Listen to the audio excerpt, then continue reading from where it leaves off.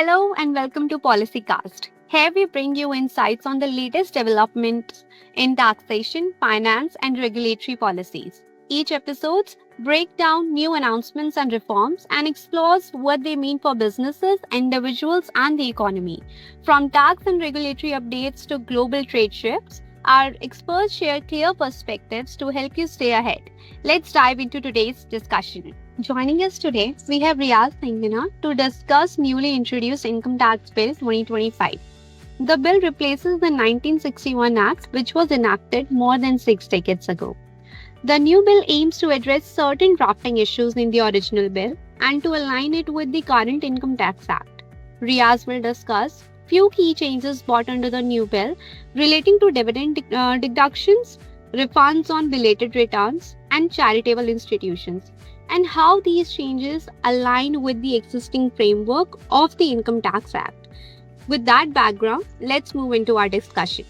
So, Riaz, as we notice that the bill proposes to replace the existing Income Tax Act, what do you see as the key driver for this change? The new bill is primarily aimed at simplification of tax laws, removal of outdated provisions, and making compliance easy for taxpayers.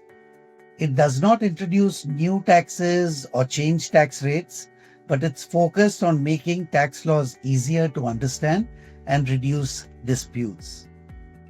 After the introduction of the draft bill, a select committee was formed to review the draft, and most of the recommendations of the select committee have been accepted in the new bill.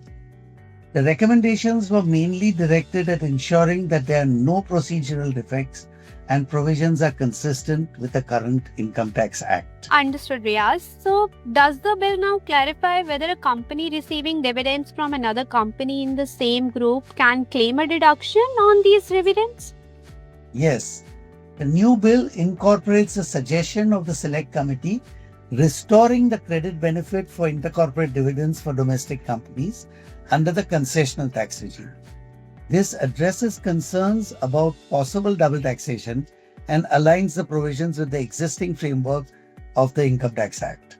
How does the bill change the rules when it comes to refunds for belated income tax returns? The original bill actually contained a clause that a person claiming tax refund is required to file a tax return on or before the due date. This led to an interpretation that refund may be denied in case a person files a belated or a revised tax return. This clause has been deleted in the new bill. As such, the grey area has been removed. Hence, as long as the income tax return is filed, even belated, refund will be due. Coming on to our second last question, what are some of the significant changes the bill has introduced for charitable and religious institutions? Here, the new bill makes a few changes. Firstly, under the existing law, anonymous donations were not taxed if received by any trust or institution created or established wholly for religious and charitable purposes, unless such a donation was specifically directed towards a university, educational institution, hospital, or medical institution run by that same trust or institution.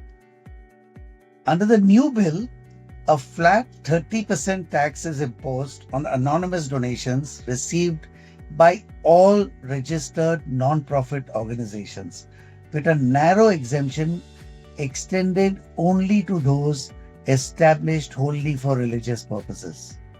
It has also been clarified that religious cum charitable trusts are eligible for concessions on anonymous donations. The second clarification is in respect of income subject to tax in the hands of the NPO. The terminology has been shifted from receipts to income, ensuring that only net income is considered for tax. And finally, it has been clarified that charitable trusts are eligible for exemption from capital gains tax if the gains are reinvested in capital assets. All these clarifications bring the provisions in alignment with the existing Income Tax Act. Lastly, if you had to sum it up, Riaz, what immediate steps should taxpayer take before the bill comes into force on April 1st, 2026? So, as I said earlier, since the bill is only designed to simplify Income Tax Act, there are no new provisions or changes. Consequently, I would not think any mitigation steps are justified or relevant prior to the bill coming in force. Thank you so much, Riaz, for sharing your insights on the Income Tax Bill 2025.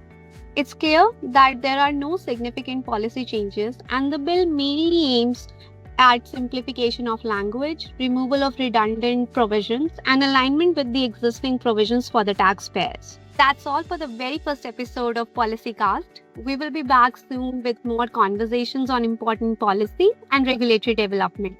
Until then, thank you so much for tuning in.